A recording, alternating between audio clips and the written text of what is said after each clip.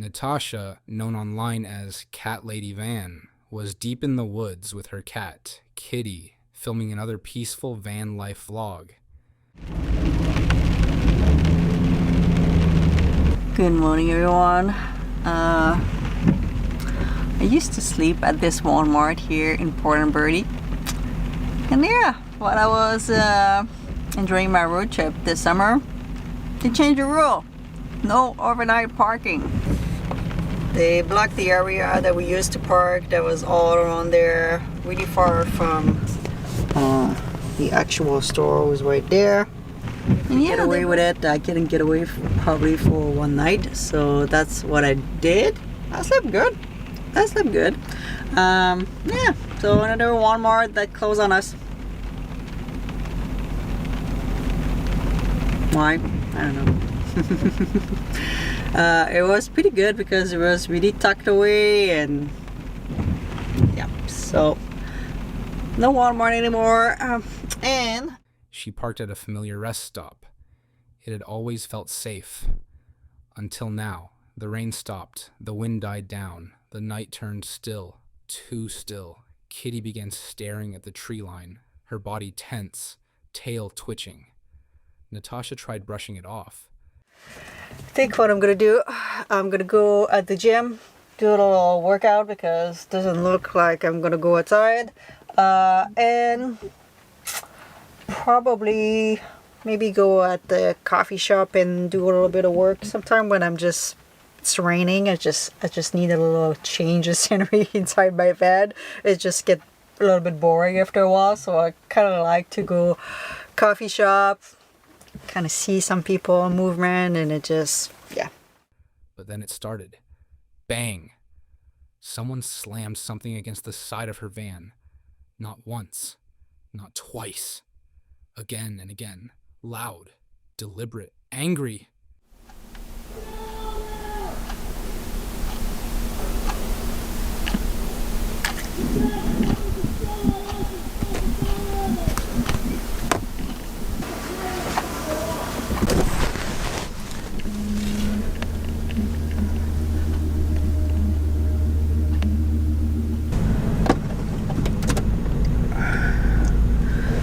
Alright guys, that's someone banging on my van pretty loud. I'm not sure if he did any damage, to be quite honest. I don't know if he banged with a piece of wood. He banged on another van too. Kitty bolted to the back, fur raised. Natasha froze. A second van nearby was hit next. This wasn't random. Someone was targeting them. The woman from that second van had a warning. He's done this before. Last time, he screamed he was going to destroy my van.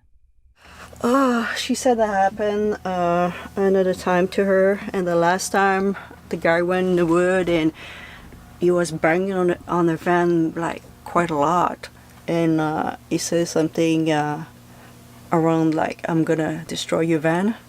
So she's like, oh, this is the time to move. I'm like, yeah. So used to be a quiet place. I kind of feel like, I don't know why I feel like this, but since I went back on the Vancouver Island, I feel like it's not the same as when I left. Place that I used to. In the morning light, Natasha found a massive dent in her van, likely from a rock. 7 years on the road, and nothing like this.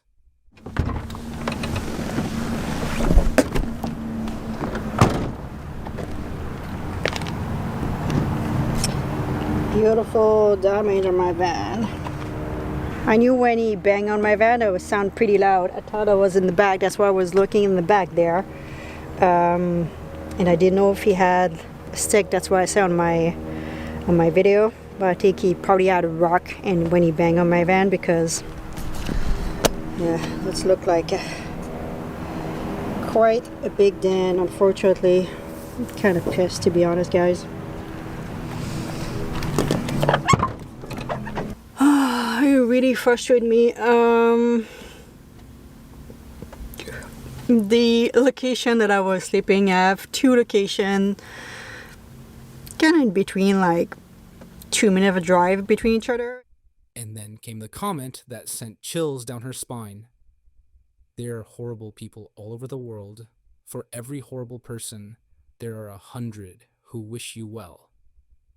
February 12th, 2024. Deep in the misty woodlands of Northamptonshire, England, two outdoor campers from the channel Endurance Adventures had planned a calm night. Vegan burgers over flame, cold air, and a quiet sleep under thick trees. We're in Northamptonshire and we're going to have another winter camp. Now it's the beginning of February. Now it's not so cold today, it is quite mild, so we probably won't see any frosts or anything. But saying that, it is quite wet, as you can probably tell from my rucksack cover. So we are expecting quite a bit of rain, but hopefully none overnight, but then that doesn't normally stop it, does it? So we're just going to... They brewed tea, prepped dinner, zipped into thermal sleeping bags, and listened to the eerie stillness outside. Chala! Rachel's put her trangia. Look at that, a proper trangia cooking set. And she's really kindly cooking us up some vegan burgers and onions and bread rolls there. And that's going to be yummy. I hope so. It will be, it'll be great. This is lovely. Really delicious camp meal. Right, all sorted now, I think. Branches creaked above. A soft rustling echoed behind them. Then it came, a scream. Piercing. Human. It sliced through the night like a warning. The campers froze, blood turning cold. Was it a person? A spirit? An injured animal? Everyone. I could hear ghostly screams in the night. Sadly, it wasn't the restless spirit of Mrs. Fitzgerald. It was just some fornicating foxes. Morning, everyone. It's about 6 o'clock. That's quite a good night's sleep for me. I think I got to sleep about 10. And I woke up about 3:30 and then dozed off a bit after that, which is actually pretty good for me. I don't normally sleep that well. It's been actually quite a warm night. I have actually not been cold at all. It's been really nice. The forest offered no answers, only silence and shadows. Then again, another scream, unnerving, too human. Heart pounding, they peeked out, only to later realize, foxes! Fornicating foxes. A sound known to mimic human cries. Didn't it? Mine did.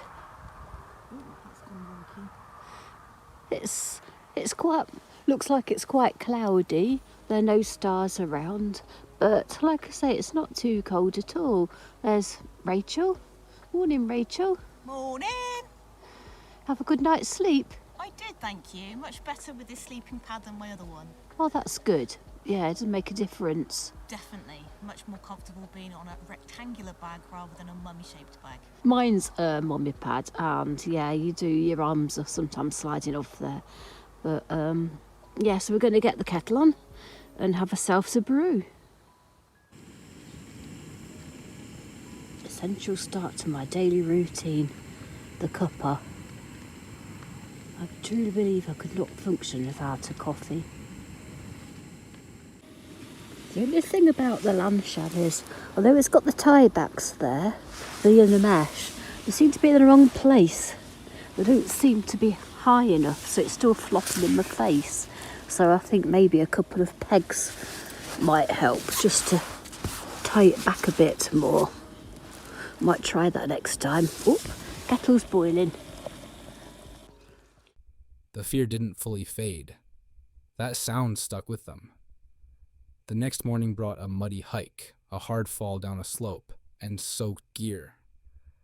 But nothing compared to the psychic weight of that scream in the woods. Right, we've had a bit of a mishap. We're just coming down this steep slope. We both slipped, but I was the one that actually went down on my bum. So I don't think it's a pretty sight. And one viewer said what we were all thinking.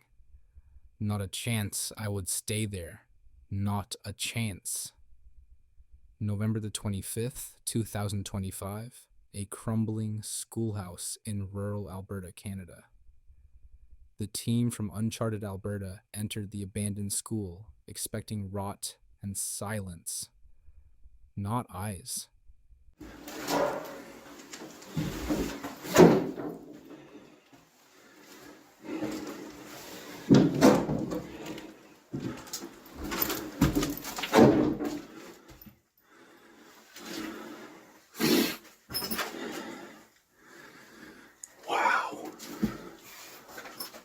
They sifted through old textbooks from 1939, whispered through collapsing hallways, and joked to break the unease. But the jokes faded quickly.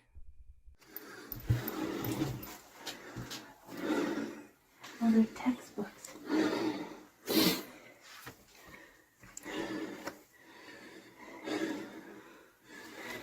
Wow, the insides are surprisingly good shape. This is really cool.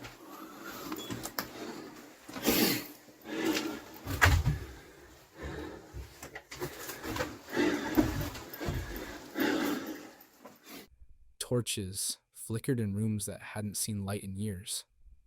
In the book room, one explorer paused. He felt something watching. Like, what kind of bad vibe? Being watched? Yeah, like movement, Presence? like movement, like either like a real person or not. A real person. Perhaps.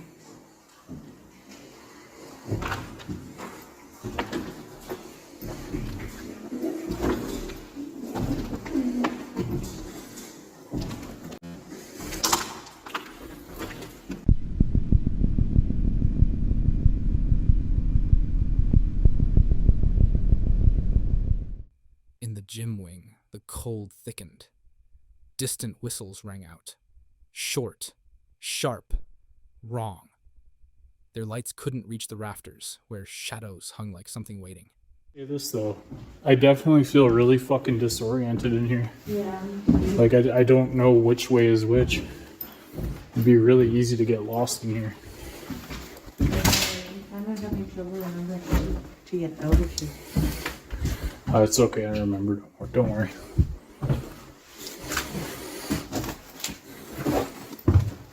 Oh, man. And then, orbs. Floating, darting. One zipped across the room and hit his face. I feel disoriented, one whispered. Like something's messing with my sense of direction. Yeah. The gym's over here somewhere.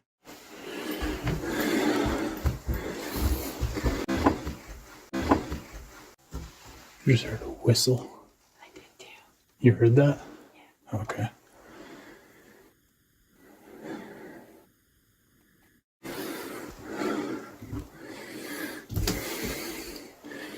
There's like a second. In the last classroom, both stopped dead. A figure stood in the far corner, still, watching. They ran, quiet at first, then faster. The school didn't feel abandoned anymore. It felt alive. A place that wanted them gone. There's like a figure. That's what I was saying when I was like, we were standing over there, and I was like, this is not good. Fuck. And then you said hello, and my stomach dropped. There's an orb. An orb. Do you see it? Uh-huh. That's not a bug. There's no fucking bugs in here. Well, if that's what hit me in the face, then. Unless it is a bug. I don't know. Is it a bug? I don't think so. It's pretty cold. What the fuck? It's minus 10. It's like dancing. Can I see it on the thing? I really hope I got it. But what really chilled viewers was this. 2450? The windows next to the boarded up one look like someone is sitting up there with legs dangling down, Carrie from Carrie Outdoors had camped at this spot before. The woods were familiar, comforting, predictable.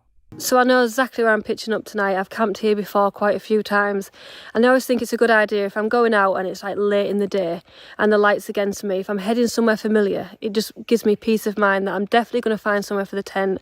I know exactly the route in, exactly where I'm heading, so it just makes it a lot easier. Tonight is just all about having such a chilled camp. She arrived before dusk, set up her banshee tent by a small stream, and prepared for a calm, solo night in the wild. But less than an hour later, the forest changed. Well, it is now 7:20, so it's less than an hour. I don't know if my camera picked that up, but I don't know what that was, but that was scary. I think it's a deer or something in the woods. That was quite scary. Yeah, it's literally 7:20 now, and as you can see, it's really dark already, so less than an hour. Noises, sharp, strained, and far too close, echoed through the trees. And even though the rational part of your brain is saying, oh, it's the deer, it really does set your anxiety off. Sorry, you can't really see me. It's so dark. Obviously, I'm relying on the head torch, but I've heard some really, really crazy noises, which I've tried to pick up on camera for you guys. And there's one thing being rational about it and being logical about it, and there's another thing being in the middle of the woods, in the dark, and hearing it. It's a totally different experience, I'm not going to lie.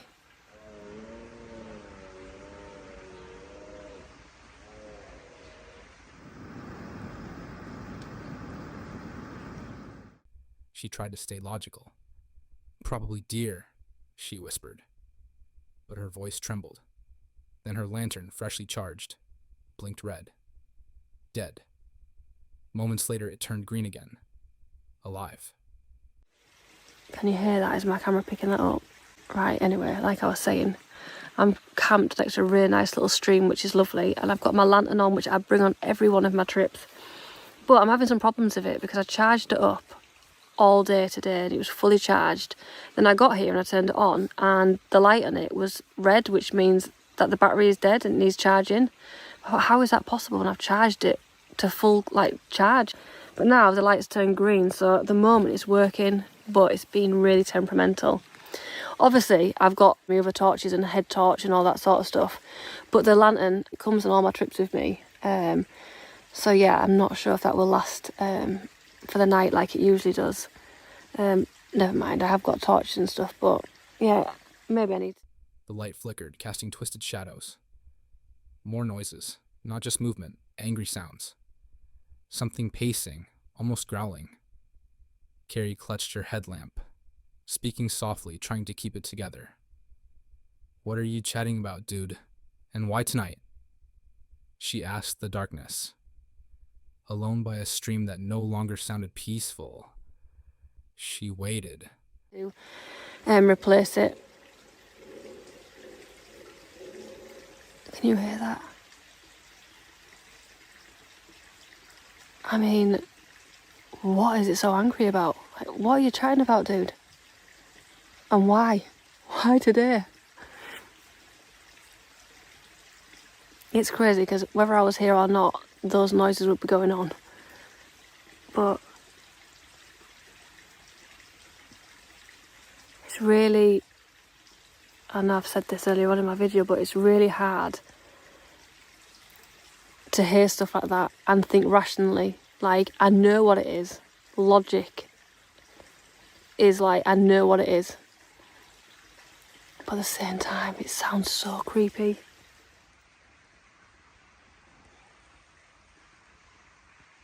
It's just gone 11 o'clock, so I am going to call it a night now. I'm going to get into my sleeping bag and get some sleep. But yeah, it's been a really nice, chilled night tonight. I've really enjoyed it, albeit a little bit noisy, as I've shown you guys in the video. That aside, it's been really nice and really relaxing. So yeah, anyway, I'm going to call it a night and I will check in for you guys in the morning. By morning, the forest felt normal again. But the night? That felt like something else entirely.